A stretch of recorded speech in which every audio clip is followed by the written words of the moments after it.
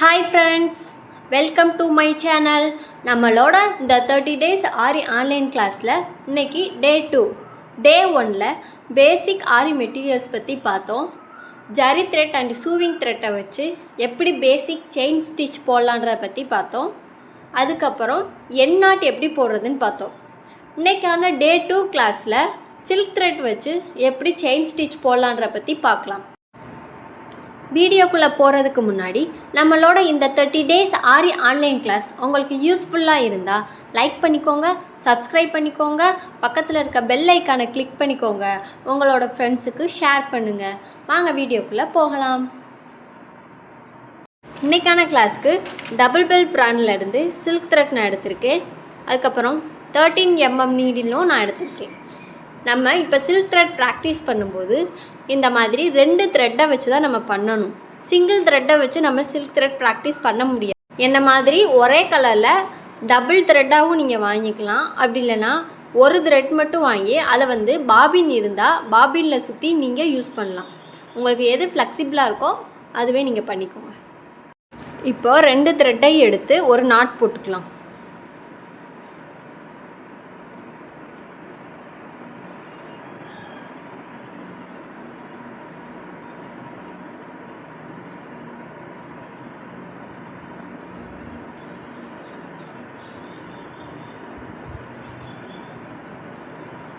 இந்த மாதிரி நாட் போட்டு எடுத்தாச்சு.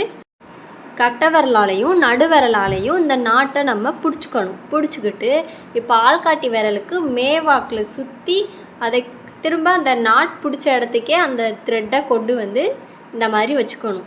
இப்போ இதை ஃப்ரேம் கீழே கொண்டு போகலாம். ஃப்ரேம் கீழே போயாச்சு. இப்போ நம்ம என்ன பண்ணணும், ஃபஸ்ட்டு த்ரெட்டை நம்ம மேலே எடுக்கணும். இப்போது த்ரெட்டை மேலே எடுக்கணும்னா இப்போ நீடிலோட டிப் நம்ம எந்த டைரெக்ஷனில் நம்ம போட போகிறோமோ அந்த டைரெக்ஷனை பார்த்து இருக்கணும்.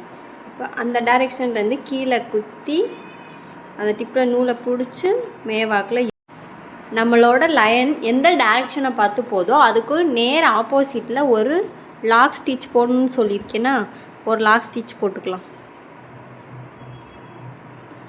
போட்டாச்சு.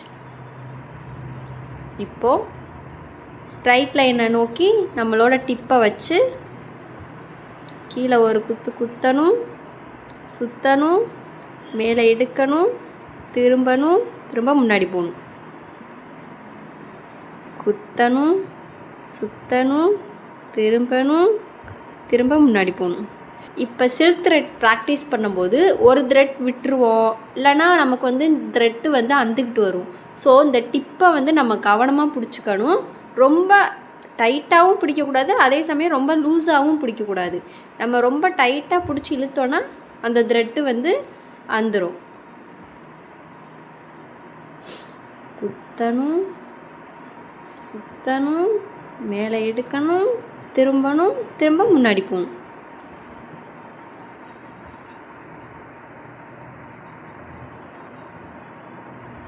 நல்லா பாருங்கள்.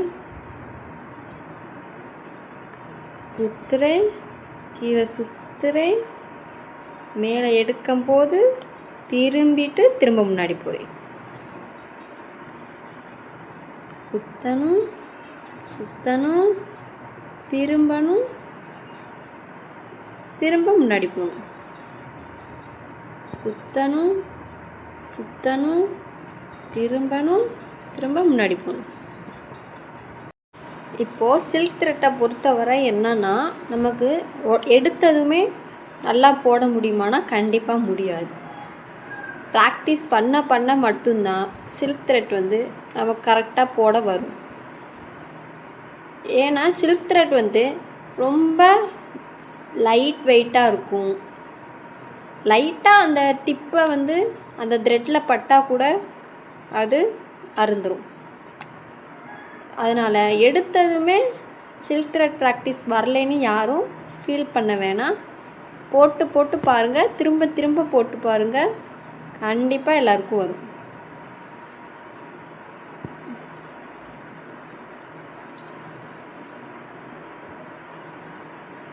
இப்போ என் நாட் எப்படி போடணும்னு பார்க்கலாம். நம்ம செயின் ஸ்டிச் போட்டு முடித்ததுக்கப்புறம் அந்த லூப்புக்குள்ளேயே இன்னொரு லூப் நம்ம எடுக்கணும்.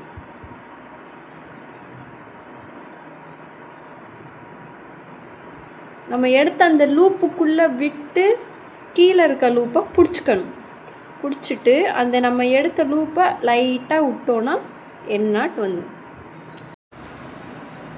ஓகே, நம்ம ஜரி த்ரெட்டில் எப்படி செயின் ஸ்டிச் போடணுன்னு பார்த்தோம், சில்க் த்ரெட்டில் எப்படி செயின் ஸ்டிச் போடணுன்னு பார்த்தோம்.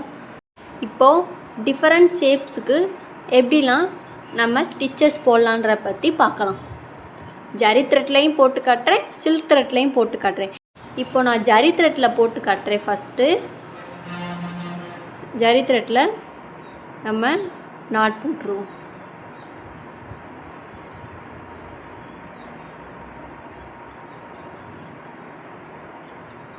நாட் நம்ம எத்தனை டைம் வேண்டாலும் சுற்றிக்கலாம், நமக்கு ஏற்ற மாதிரி நாட் போட்டுக்கலாம். இப்படி தான் நாட் போடணுன்றது எந்த இதுவும் இல்லை. நாட் போட்டாச்சு. எப்பவும் போல் கையை பிடிச்சிக்கிட்டு த்ரெட்டை ஃப்ரேம் கீழே கொண்டு போயிடலாம்.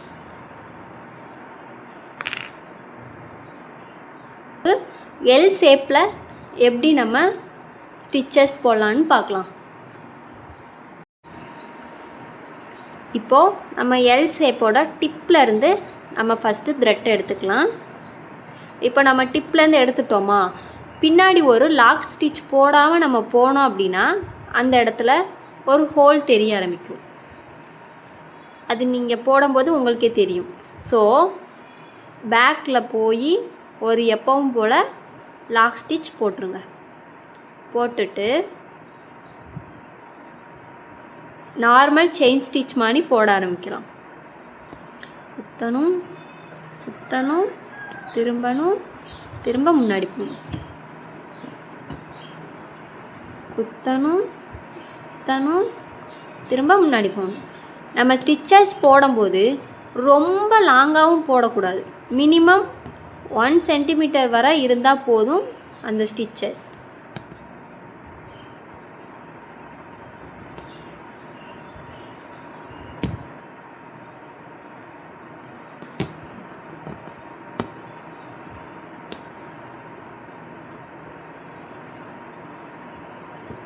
இப்போ நம்ம போட்டாச்சு. போட்டுட்டு அதுக்கு நேர் ஆப்போசிட்டில் ஒரு லாக் ஸ்டிச் கொடுத்துக்கலாம். ரொம்ப தூரமாகவும் கொடுக்க வேணாம், கொஞ்சம் பக்கத்தில் இருக்க மாதிரி கொடுத்தா போதும். இப்போ நம்ம இந்த டைரெக்ஷனில் திரும்பும்போது அந்த லூப் வந்து எடுத்துக்கிட்டு வரல, அந்த செயின் கரெக்டாக இருக்குது. இப்போ நம்ம போட ஆரம்பித்தோன்னா நமக்கு கரெக்டான ஒரு ஷேப் கிடைக்கும். குத்தணும், சுற்றணும், மேலே எடுக்கணும்.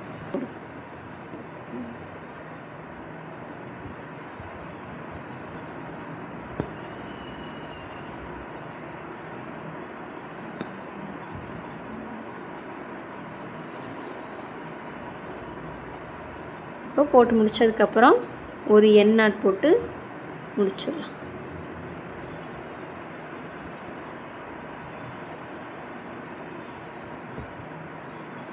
சில்க் த்ரெட்டில் எப்படி போடுறதுன்னு சொல்லித்தரேன்.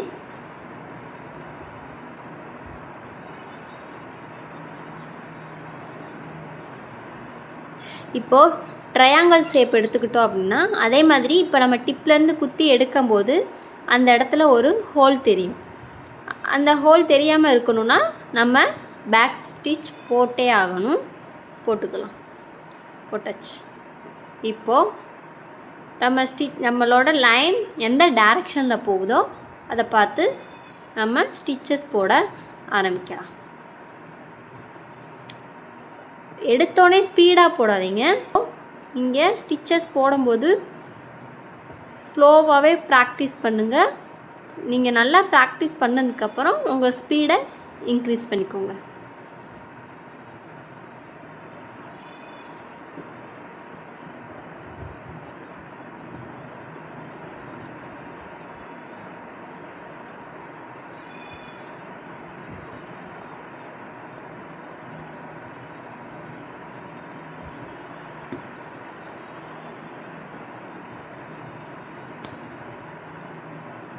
இப்போது நம்ம ஆப்போசிட் டைரெக்ஷனை பார்த்து போகணும்.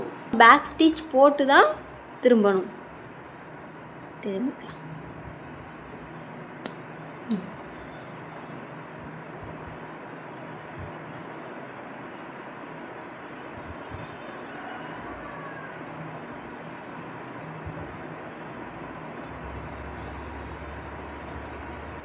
இப்போது இந்த டைரெக்ஷனை பார்த்து போகணும். அப்போது இதுக்கு ஆப்போசிட்டில் நம்ம இப்போ ஒரு லாக் ஸ்டிச் போட்டுக்கலாம்.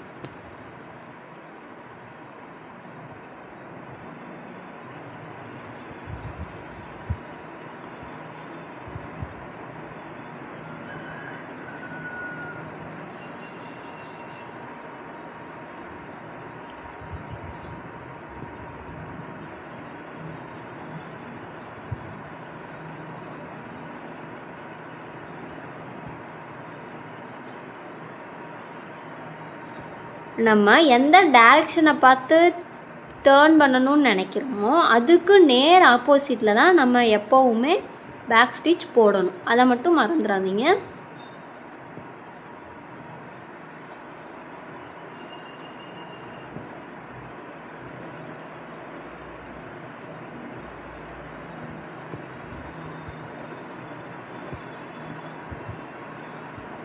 இப்போது நம்ம முடிச்சாச்சு. நம்ம ட்ரையாங்கிள் ஷேப்புக்கு எப்படி நம்ம எண்ணாட் போடணும்னா, இப்போ நம்ம ஸ்டார்ட் பண்ண செயின் இருக்கா அதுக்குள்ளே விட்டு ஒரு செயின் எடுக்கணும். எடுத்தாச்சா? இப்போ நம்ம ஒரு லாக் ஸ்டிச் போடணும். புரியுதா?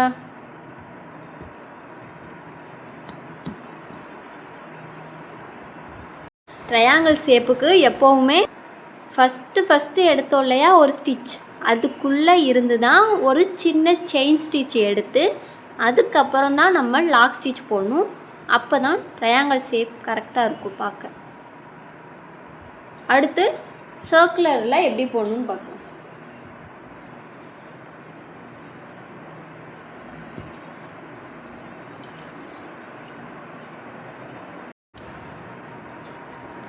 சர்க்குலரை பொறுத்தவரை நம்ம பேக் ஸ்டிச் போடணுன்ற அவசியமே இல்லை. ஏன்னா அது கண்டினியூவஸ் செயினாக தான் வரும். ஆனால் நம்ம எண்ணாட் போடும்போது ஃபஸ்ட்டு போட்டால் அந்த லூப்புக்குள்ளே இருந்து மட்டும்தான் நம்ம செயின் ஸ்டிச் எடுத்து எண்ணாட் போடணும்.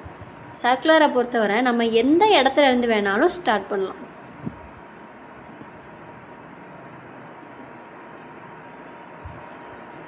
இந்த மாதிரி போட ஆரம்பிங்க. சின்ன சின்ன செயினாக போடுங்க, ரொம்ப லாங்காகவும் போடாதீங்க, அது பார்க்க நல்லா இருக்காது. நீங்கள் கரெக்டாக அந்த லைன் நீங்கள் போட்ட லைன்லேயே போடுங்க.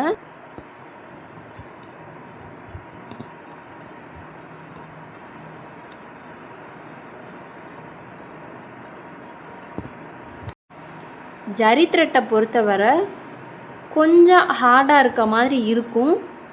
ஆனால் நீங்கள் பழக பழக கொஞ்சம் ஈஸியாக வந்துடும். ஏன் நம்ம ஜரி த்ரெட்டில் ப்ராக்டிஸ் பண்ணுறோன்னா, நம்ம ப்ளவுஸுன்னு இப்போ எடுத்துக்கிட்டோம் அப்படின்னா டைரெக்டாக நம்ம டிசைன் போட முடியாது. ஃபஸ்ட்டு 3 லைன் ஆர் 4 லைனுக்கு ஜரி த்ரெட்டு வச்சு மட்டும்தான் நம்ம செயின் ஸ்டிச் போடணும். அதுக்கப்புறம் தான் நம்ம பீட்ஸோ ஜர்தூசியோ இதெல்லாம் யூஸ் பண்ண முடியும்.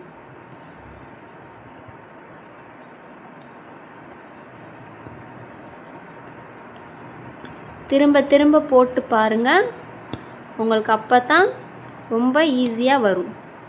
நீங்கள் 1 டைம் போட்டுட்டு இல்லை எனக்கு வரல நான் போடலை அப்படின்ட்டு இருந்தீங்கன்னா என்றைக்குமே வராது. நீங்கள் திரும்ப திரும்ப ப்ராக்டிஸ் பண்ணால் மட்டும். இப்போது லாஸ்ட் எண்டுக்கு வந்தாச்சு. இப்போது எண்ணாட் எப்படி போடணுன்னா, ஃபஸ்ட்டு போட்டோம் இல்லையா செயின், அதுக்குள்ளே இருந்து நம்ம இப்போது ஒரு த்ரெட்டை எடுப்போம். எடுத்தாச்சு. அதுக்குள்ளே நீடில் வெளியே எடுக்காமல் அந்த 2வது இருக்கிற செயினை பிடிச்சி கீழே வாக்கில் இழுத்தோம் அப்படின்னா ஒரு ஸ்டிச் விழுந்துருச்சு. அவ்வளோதான். இந்த மாதிரி தான் டிஃப்ரெண்ட் ஷேப்ஸுக்கு நம்ம த்ரெட்டையும் ஜரி த்ரெட்டையும் யூஸ் பண்ணுறோம். அதுக்கான டிப்ஸ் எல்லாம் நான் உங்களுக்கு சொல்லியிருக்கேன். இன்றைக்கான ஹோம்ஒர்க் ஒவ்வொன்றையும் 2 டைம்ஸ் போட்டு பாருங்கள். திரும்ப திரும்ப போட்டு பாருங்கள். அப்போ தான் உங்களுக்கும் ஈஸியாக இருக்கும்.